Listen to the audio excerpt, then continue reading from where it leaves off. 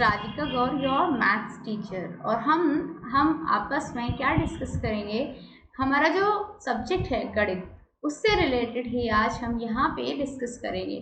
तो देखिए, आस विद्यालय के साथ जुड़े रहने के साथ साथ आपको यह तो अच्छे से समझ में आ गया होगा कि आपको आस विद्यालय में किस तरीके से पढ़ाया जाता है। तो चलिए, आज हम अपनी पहली क्लास दैट इज़ गणित की क्लास शुरुआत करेंगे और उम्मीद करती हूँ आपको ये चैप्टर भी और ये टॉपिक्स भी अच्छे से समझ में आएंगे।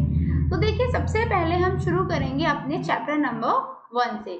चैप्टर नंबर 1 हमारा क्या कहलाता है? संख्या पद्धति। आपका जो क्लास 9th है, ऑब्वियसली आप सब 9th क्लास में हो तभी इस सेशन को देख रहे हो, राइट?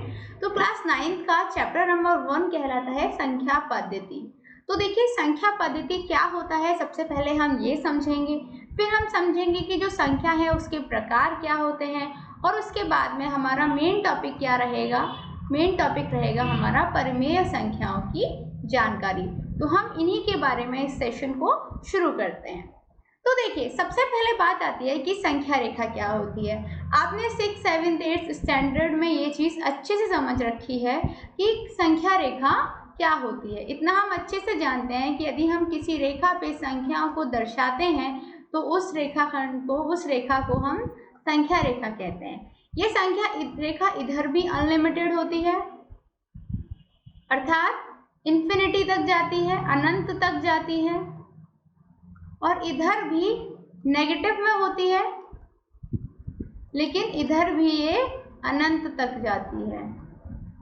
क्लियर? ये चीज़ हम ऑलरेडी हमारी जो सीनियर क्लासेस थी उनमें भी पढ़ेंगे और जो जूनियर क्लास हैं उसमें भी पढ़ चुके हैं। तो ये चीज़ सेम ही रहेगी, आप चाहे 6th स्टैंडर्ड का पढ़ लीजिए, 8th का पढ़ लीजिए, 10th का पढ़ लीजिए, संख्या रेखा क्या है ये आपको एक ही तरीके से समझ में आएगा, और क्या होता है ये मैं अच्छे से आपको एक्सप्लेन कर चुकी हूँ। तो आई होप आपको संख्या रेखा को समझने में कोई तकलीफ नहीं होगी। अच्छा, अब देखिए, ये संख्या रेखा को देखिए। इस संख्या रेखा में आप देखेंगे 0 के बाद 1 नहीं, 1.4, 1/4 और 1/2 भी दे रखा है। और भी नंबर होते हैं 0.1, 0.2, ऐसे भी नंबर होते हैं। ये नंबर्स क्या होते हैं, इन नंबर्स को हम कैसे निकालते हैं, ये नंबर्स को हम कैसे संख्या रेखा पर दर्शा सकते हैं, यही सब हम इस चैप्टर में और इस सेशन में डिस्कस करेंगे। तो चलिए, इससे आगे बढ़ते हैं। सबसे पहले आप कल्पना कीजिए कि आप यदि शून्य से चलना प्रारंभ करते हैं, आप शून्य से, देखिए ये जो बालिका है, क्लियर, ये शून्य से चलना शुरू करती है। इस रेखा पर धनात्मक दिशा में वो चलती जा रही है, पॉजिटिव डायरेक्शन में वो चलती जा रही है। तो आपको क्या देखेंगे, आप देखेंगे कि वो कितनी भी दूर चलती जाएगी, संख्या की जो क्वांटिटी है वो अनंत रहेगी, मतलब कभी रुकेगी नहीं। तो ये मैंने आपको बताया कि एक संख्या रेखा अनंत तक जाती है। क्लियर? पॉजिटिव वे में भी और नेगेटिव वे में भी, दोनों भी ही वे में वो अनंत तक जाती है, उसकी कोई लिमिट नहीं होती, वो अनलिमिटेड होती है, या कह सकते हैं वो इन्फिनिटी तक जाती है। क्लियर? ये चीज़ आपको समझ आई? आगे बढ़ते हैं कि संख्या पद्धति क्या होती है। तो देखिए, विकिपीडिया के अनुसार संख्याओं को लिखने और उनके नामकरण के सुव्यवस्थित नियमों को संख्या पद्धति अर्थात नंबर सिस्टम कहते हैं। क्या कहते हैं? यदि संख्याओं को लिखने और उनके नामकरण के सुव्यवस्थित नियमों को संख्या पद्धति कहा जाता है। इसके लिए निर्धारित प्रतीकों का प्रयोग किया जाता है, जिनकी संख्या निश्चित एवं सीमित होती है। इन प्रतीकों का विविध रूप से व्यवस्थित करके भिन्न भिन्न संख्याएं निरूपित की जाती हैं। तो देखिए, यही सब हम इस चैप्टर में और इस सेशन में आज डिस्कस करने जा रहे हैं। इन शॉर्ट, आप बहुत ही असाधारण सी भाषा में समझिए कि संख्याओं को लिखने और उनके नामकरण के सुव्यवस्थित नियमों को ही हम संख्या पद्धति अर्थात नंबर सिस्टम कहते हैं। क्लियर? अब देखिए, जो संख्या है उसके प्रकार क्या क्या होते हैं। तो सबसे पहले हम पढ़ेंगे प्राकृत संख्याओं के बारे में। क्लियर? प्राकृत संख्याओं को इंग्लिश में कहते हैं नंबर सिस्टम। तो जो भी गिनती संख्या होती हैं उन्हें हम क्या कहते हैं? प्राकृत संख्या कहते हैं। गिनती संख्या अर्थात 1, 2, 3, 4, 5, 6, 7, आगे भी बढ़ जाइए 100, 200, 400, उससे आगे बढ़ जाइए। ये जितनी भी गिनती वाली संख्या होती है, इन्हीं संख्याओं को हम कहते हैं नेचुरल नंबर्स, या फिर हिंदी में कहें तो प्राकृत संख्याएं। क्लियर? प्राकृत संख्याएं, समझ में आया? इसके बाद आता है हमारा होल नंबर। होल नंबर क्या होता है? यदि प्राकृत संख्या में 0 भी सम्मिलित कर दें तो पूर्ण संख्या का समूह बनता है। देखिए 1 2 3 4 ये इंफिनिटी तक क्या है? नेचुरल नंबर है। क्या है? नेचुरल नंबर है, प्राकृत संख्याएं हैं। यदि इन संख्याओं में हमने 0 को और प्लस कर दिया, क्लियर, तो ये जो संख्याएं होंगी वो इस तरीके से लिखी जाएंगी 0 1 2 3 4 से इंफिनिटी, और इनको कहेंगे हम होल नंबर, या फिर हम कह सकते हैं पूर्ण संख्याएं। समझ में आया? तो सिर्फ प्राकृत संख्या और पूर्ण संख्या में इतना ही डिफरेंस होता है कि प्राकृत संख्या 1 से शुरू होती है, इंफिनिटी तक जाती है, और जो पूर्ण संख्या होती है वो 0 से उसकी शुरुआत हो जाती है। इसके बाद आता है हमारा पूर्णांक संख्याएं, इंटीजर्स।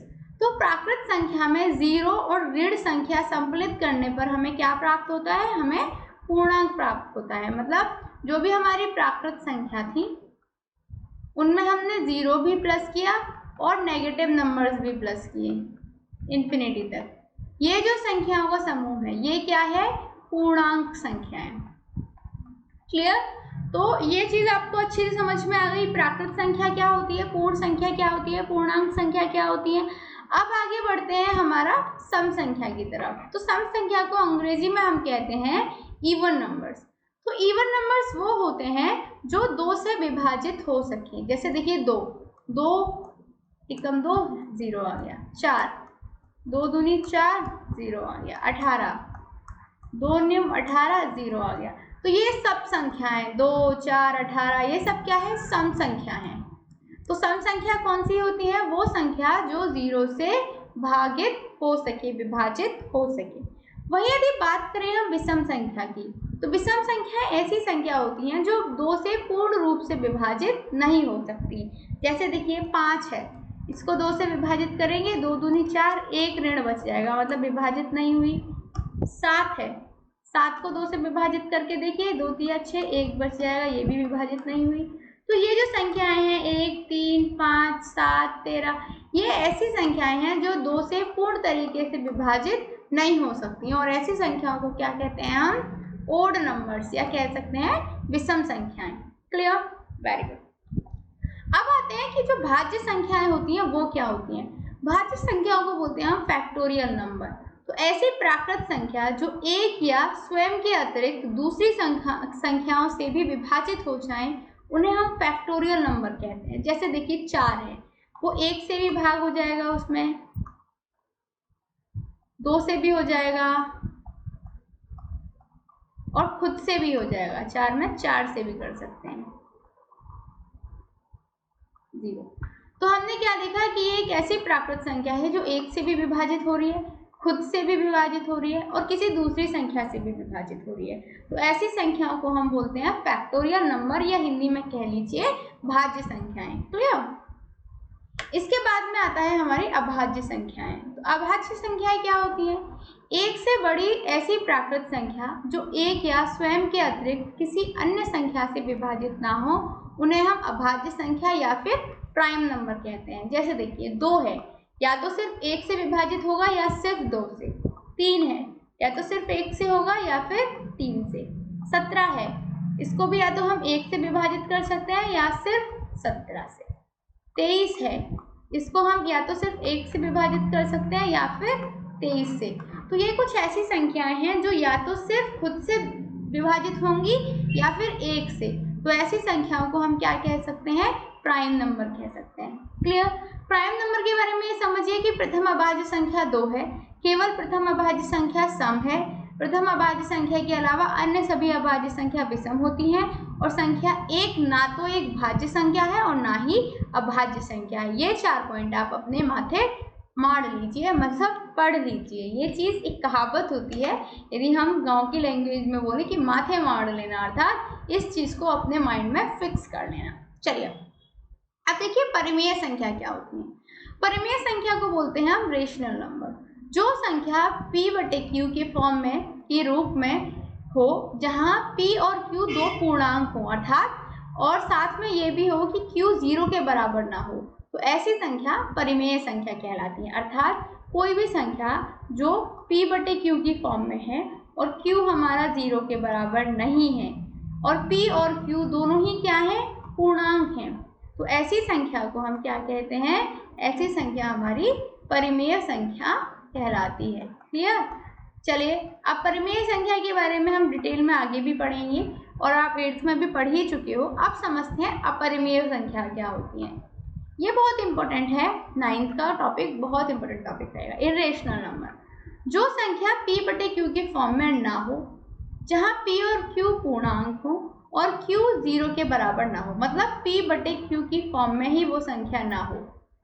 क्लियर, q 0 के बराबर ना हो और p और q दोनों ही पूर्णांक हो, ऐसी संख्या को क्या कहते हैं, ऐसी संख्या को हम कहते हैं इरेशनल नंबर अर्थात अपरिमेय संख्या। क्लियर। तो देखिए ये चीज समझिए कि अपरिमेय संख्या कभी भी पूर्ण वर्ग नहीं होती। दो परिमेय संख्याओं का योग परिमेय संख्या होता है। दो परिमेय संख्याओं की गुणा परिमेय संख्या होती है। एक परिमेय और एक अपरिमेय संख्या का योग अपरिमेय संख्या होगा और एक परिमेय और एक अपरिमेय संख्या की गुणा अपरिमेय संख्या होगी। ये चीज आप अपने माथे मढ़ लीजिए, ये चीज अपने माइंड में फिक्स कर लीजिए। आगे इन चीजों की जरूरत पड़ेगी तो मैं आपसे डिस्कस करूंगी। आगे बढ़ते हैं, सहअभाज्य संख्या कौन सी होती है। तो सहअभाज्य संख्या 3, 8, 5, 16, 7, 20 ये सब आदि जोड़े, मतलब जो 8, 5 हैं, 16 और 7 हैं, ये सब सहअभाज्य संख्या हैं। ये आपको समझने की जरूरत पड़ेगी। क्लियर। अब आगे बढ़ते हैं और ये समझते हैं कि प्राकृत संख्या क्या होती है। तो परिमेय संख्या तथा अपरिमेय संख्या को मिलाकर जो संख्या प्राप्त होती है वह वास्तविक संख्या अर्थात नेचुरल नंबर कहलाती है। हम इतनी इजी लैंग्वेज में नेचुरल नंबर्स को समझ सकते हैं। वास्तविक संख्या या तो परिमेय होती है या अपरिमेय होती है। क्लियर। आम गणना में प्रयोग होने वाली सभी संख्याएं वास्तविक संख्याएं कहलाती हैं। क्लियर। तो देखिए यहाँ पे ये प्राकृत संख्या नहीं, हम रियल नंबर्स के बारे में पढ़ रहे हैं। रियल नंबर्स को बोलते हैं वास्तविक संख्या। तो परिमेय संख्या और अपरिमेय संख्या से मिलकर जो संख्या प्राप्त हो उसे हम रियल नंबर अर्थात वास्तविक संख्या कहते हैं। और वास्तविक संख्या या तो परिमेय होती है या अपरिमेय होती है। आम गणना में प्रयोग होने वाली सभी संख्याएं वास्तविक संख्या कहलाती हैं, मतलब 1, 15, 15.82 ये सब रियल नंबर्स कहलाते हैं। चलिए अब हम पढ़ते हैं आगे कुछ इंपॉर्टेंट चीज़ें जो आपको इस सेशन में बहुत ज़्यादा याद रखने वाली हैं। ये समझिए कि परिमेय संख्या को p बटे q की फॉर्म में हम करते हैं। ये यूनिक निरूपण नहीं होती, अद्वितीय निरूपण नहीं होती। p बटे q पूर्णांक होते हैं, q 0 के बराबर नहीं होता। जैसे ये सब संख्या हैं ये परिमेय संख्या हैं और ये तुल्य परिमेय संख्या कहलाती हैं, मतलब भिन्न है। हम कह सकते हैं p बटे q एक परिमेय संख्या है जब p बटे q को एक संख्या रेखा पर निरूपित करते हैं। q बराबर 0 के नहीं होगा जैसा कि मैंने आपको बताया। तो p बटे q जो है अभाज्य संख्या मतलब को प्राइम नंबर्स होते हैं। संख्या रेखा पर 1/2 के तुल्य अपरिमित रूप से उनके भिन्नों से हम 1/2 लेते हैं जो सभी को निरूपित करती है। ये चीज़ आपके माइंड में इतनी इम्पोर्टेंट नॉन इम्पोर्टेंट चीज़ है, इतनी ज़्यादा इम्पोर्टेंट नहीं होती बट स्टिल आपको याद रखनी है। आगे बढ़ते हैं और देखिए उदाहरण के साथ में हम कुछ क्वेश्चंस को समझते हैं जल्दी से, फिर इस सेशन को ख़त्म करेंगे। थोड़ा बड़ा सेशन हो जाएगा क्योंकि चीज़ भी तो बड़ी है। अब देखिए प्रत्येक पूर्ण संख्या एक प्राकृत संख्या होती है, ये असत्य है क्योंकि शून्य जो है एक पूर्ण संख्या है लेकिन प्राकृत संख्या नहीं है। प्रत्येक पूर्णांक एक परिमेय संख्या होता है, ये सत्य है क्योंकि प्रत्येक पूर्णांक m को m/1 के रूप में लिखा जाता है, इसीलिए वह परिमेय संख्या है। प्रत्येक परिमेय संख्या एक पूर्णांक होती है, यह असत्य है क्योंकि 3/5 एक पूर्णांक नहीं है। क्लियर। आगे बढ़ते हैं। 1 और 2 के बीच की 5 परिमेय संख्या ज्ञात करनी है और इस प्रश्न को हमें 2 विधि से हल कर सकते हैं। ये चीज़ हम आपको बता देते हैं। 1 और 2 के बीच की संख्याओं को ज्ञात करने के लिए हम r+s/2 रूल यूज़ करेंगे। क्लियर। अच्छा, इसके लिए हम क्या करेंगे, हम सबसे पहले सिंपली से ऐसे कर लेंगे कि 1 और 2 के बीच की जो संख्याएं हैं इसमें हम क्या करेंगे, 1 और 2 के बीच की 4 परिमेय संख्या को जो आप 8th में फॉर्मूला यूज़ करते थे 8th क्लास में, उसका इस्तेमाल करते हुए निकाल देंगे और आपकी 5/4, 11/8, 13/8, 7/4 ये क्या हो जाएंगी, कुछ परिमेय संख्या हो जाएंगी इनके बीच की। तो ये आपने 8th में मैंने आपको पढ़ाया था, यदि आपको याद हो, और आप यदि किसी और टीचर से पढ़ के आ रहे हो तो उन्होंने भी 8th में आपको ये पढ़ाया होगा। 8th वाले रूल से हमने सॉल्व कर दी। दूसरा तरीका हमारा ये होता है कि हमने जो परिमेय संख्या है उनकी 5 संख्याएं ज्ञात करना चाहते हैं, तो हमने 5 में 1 प्लस कर लिया 6, ठीक है। 6 को हर लेके हम क्या करेंगे, 1 और 2 परिमेय संख्याओं के रूप में लिखेंगे। 1 बराबर 6/6, 2 बराबर 12/6 हो गया। तो 6/6 और 12/6 के बीच की 5 संख्याएं निकाल लो, वो आपकी परिमेय संख्या हो जाएंगी, जो ये संख्याएं आ जाएंगी। क्लियर?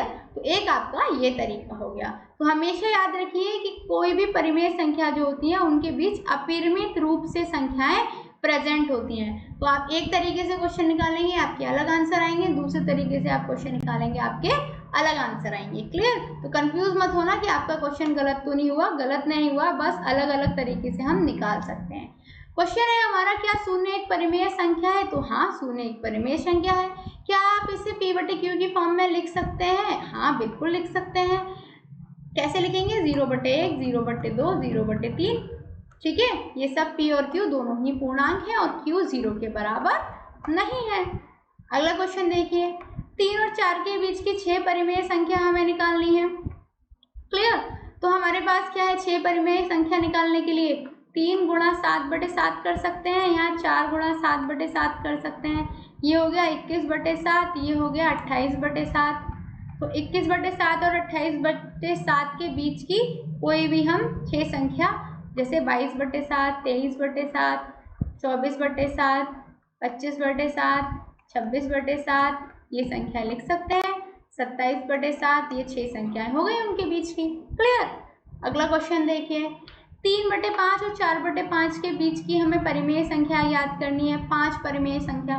तो देखिए 3/5 को 0.6 लिख सकते हैं, 4/5 को हम 0.8 लिख सकते हैं। तो इनके बीच की 4, 5, 6 जितनी भी चाहें आप संख्या लिख सकते हैं, जैसे 0/6, 0/62, 6×3, 6×4, 6×5, इस तरीके से भी हम परिमेय संख्या निकाल सकते हैं। तो कौन सा मेथड हम यूज कर रहे हैं ये कभी मैटर नहीं करता। क्वेश्चन देखिए कि हमें प्राकृतिक जो प्रत्येक प्राकृतिक संख्या क्या एक पूर्ण संख्या होती है? तो हाँ, ये सत्य है। प्रत्येक पूर्णांक एक पूर्ण संख्या होती है, असत्य है। अभी कराया था ये क्वेश्चन। प्रत्येक परिमेय संख्या एक पूर्ण संख्या होती है, ये भी असत्य है। क्यों? ये मैं अभी आपको लास्ट क्वेश्चन में समझा चुकी हूँ। तो देखिए आज हमने क्या पढ़ा, बेसिकली हमने आज समझा कि जो हमारी संख्याएं हैं उनके क्या प्रकार होते हैं, संख्या क्या होती हैं, संख्या पद्धति क्या होती है, और साथ में हमने परिमेय संख्याओं के बारे में डिटेल में स्टडी करी। उम्मीद करती हूँ आपको ये सेशन बहुत पसंद आया होगा। थोड़ा लंबा ज़रूर हो गया था, बट आपके लिए डिटेल में था सब कुछ, तो समझ में भी अच्छे से आ ही गया होगा। चलिए मिलते हैं अगले सेशन में, तब तक के लिए शुक्रिया एंड गुड बाय।